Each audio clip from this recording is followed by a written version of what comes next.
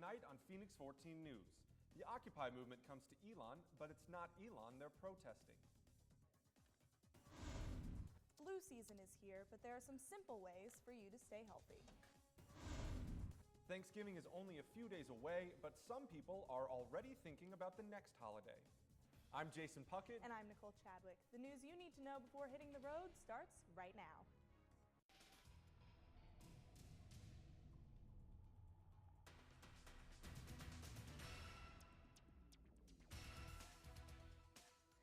Good evening and thanks for joining us. The Occupy movement groups have appeared across the country. They're protesting social and economic inequality as well as corporate greed, power, and influence over government leaders. Movements are as close as Greensboro and Raleigh, but now one group of students is trying to bring the Occupy movement here to Elon. I spoke to the members of the Occupy Elon to find out more. Their goal isn't to protest Elon. To some extent, they aren't even protesting. Well, Occupy itself is not a protest and it's not a rally, it's an occupation, which means that you physically place yourself in a location in order to express the fact that you can be there. Dr. Megan Squire is an associate professor of computing science at Elon. She is also one of the faculty members who have become a part of the Occupy Elon movement. According to her, the Elon movement has a national focus. I think the main point of the group, such as it is to express solidarity with other Occupy movements around the nation and around the world. In an effort to support the national movement, the group has had 2 meetings, put out flyers, and set up a Facebook group to discuss their goals. And one of those goals is to highlight problems in the federal government. To me, it's about the process. And it's about looking at democracy and how it has been corrupted in the U.S. and finding a process that is more democratic that could be feasible on a national level. This is not the first time Elon has had students form a protest group.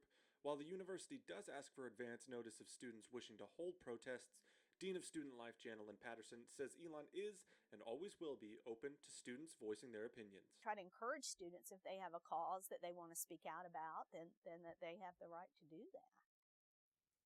The Occupy Elon group is still working to figure out what they will do next.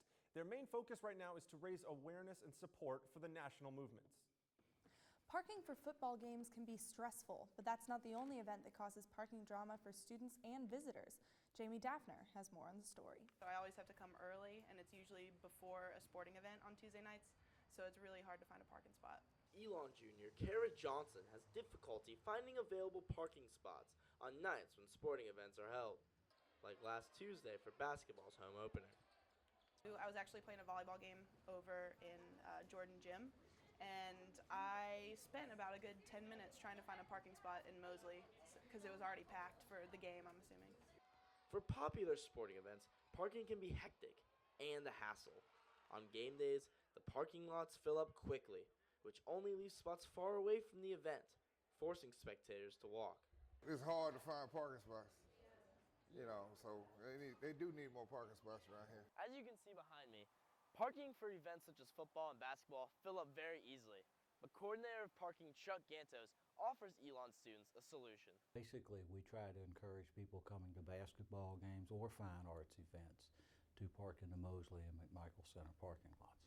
For big events that create an overflow of parking, Gantos suggests that students park in the new softball lot, the Ingle lot, and even the Carolina Biological lot. But to park in convenient locations, there's only one solution for that right now. For the amount of people that we're expecting for the game, I would encourage everybody to get here early. Jamie Daffner, Phoenix 14 News. More parking lots will be added for students in the future, but for now, the best way to avoid a parking issue is to arrive early. A new independent initiative on campus called The Sorry was launched Thursday night. The Sorry showcases work that may not otherwise be considered art. The subject of their first event was bubble bitching. In 2003, an anonymous student created an underground publication called Bubble Bitching, a weekly paper poking fun at current events on campus. The publication did not use campus funding to avoid being censored. The Sorry's academic advisor, Juan Obando, explained how now, almost 10 years later, it could be considered a work of art. These people, maybe they never thought of it as art, but now in the context of things and seeing how this type of language and this type of criticism is kind of forgotten now, the fact that we are kind of doing a revival of it, maybe it's considered art. The SARI plans to host at least 2 more events before winter break. Drugs and alcohol are prevalent on college campuses around the country, but it's prescription drug abuse that is becoming more popular. Steve Roth joins us now with more information. Steve?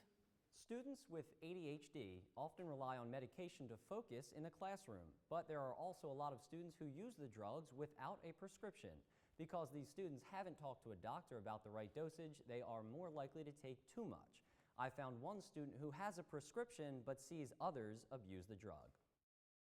For me, one of the most difficult things is starting something. Like, I start something and I'm just like, oh, I'm bored with it now. Joe Ford is prescribed to take Concerta for his ADHD. It's a stimulant similar to Ritalin that helps Ford stay focused. He says it helped him not only concentrate when he took the SATs, but also perform better. First time I took the SAT, I got a 1580. Then I started taking Concerta. Took the SAT again, and I got an 1800. While these can be helpful to students who have been prescribed to take them, there are plenty of other students not prescribed to take them, but who use them anyway. A study done at the University of Kentucky found that 50% of juniors who do not have an ADHD prescription use ADHD medicines to study. The same is true for 70% of seniors. For those who take these meds but are not prescribed, there can be major side effects. Sudden death related to heart issues, stroke, syncopal episodes, which is fainting. Despite the risks, Ford says he's seen other students selling prescription drugs. One time I was in my dorm and this guy walks in and he's just like, hi, I'm selling Ritalin to people for finals. Peters says that college can be a very stressful time for students, but they must find an alternate way to concentrate on tests and studying. If you feel like you can't handle it, you've got to ask for help. Steve Roth, Phoenix 14 News. Now, there are side effects for anyone who takes these drugs, and doctors say alternative methods of taking the medicine, like snorting or injecting it, are also ways the drugs are abused. That can also lead to some of those dangerous side effects. Nicole, back to you. A recent study shows that women now use medication for ADHD more than men do.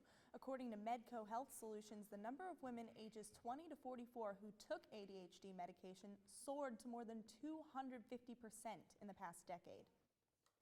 No one wants to be sick over break for any exams or big projects. Our Sophie Nielsen-Colding looked at what you should do to keep your hands away from things so you'll stay healthy. You may share more with your Elon peers than you think. Everyone touches the same stuff, and there's bacteria on everything. Biology professor Dave Gammon has studied bacteria and said that not all of it makes you sick. They are everywhere. They're under your fingernails, they're in your mouth, they're all over. And that's not a big deal at all. While not all bacteria are bad, it is important to protect yourself against the ones that can make you sick. Miles Camp works in the library and says not all students are germ conscious while using the shared computers. Yeah, that's fairly common, eating and drinking. But eating at the computers means putting your fingers from the keyboard to your mouth, an easy way to get other people's germs into your body. Camp is required to wipe down all the keyboards once a week. But I'm not sure if it's enough, especially as we get into the winter time when people are sicker more often. Keeping your hands clean isn't the only thing students should keep in mind. So you come to the bathroom to wash your hands and you set your bag down on the floor. When you're done, you pick it back up and you leave. At the end of the day, you get home and set your bag down on the counter. You've just transferred the germs from the bathroom to the place where you cook your food. Whether it's your hands, keyboard, or the bottom of your bag, it's important to keep in mind the kinds of things that can transfer bacteria. Wipe down your keyboard before you type. There are supposed to be wipes in all of the labs on campus, and instead of walking past the hand sanitizer, take a second to use some. Sophie Nielsen-Colding, Phoenix 14 News. The same goes for your cell phone, wallet, or anything else you might carry with you.